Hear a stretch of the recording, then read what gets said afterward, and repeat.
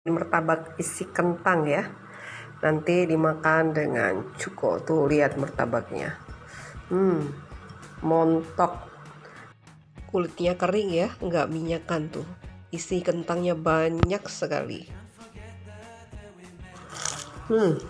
Tuh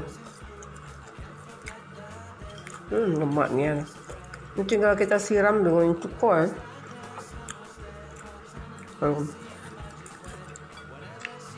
Nih,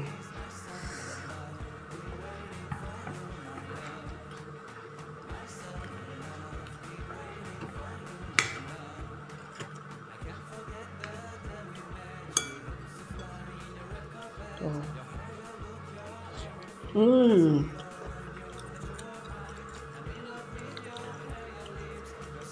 Martabak siram cuko ini ya, salah satu varian makanan khas Palembang ya. Martabak yang kulitnya garing ya, diisi dengan kentang ya, lalu digoreng sampai matang dan kering seperti ini ya. Lalu itu disantap dengan cuko. Wow, lemaknya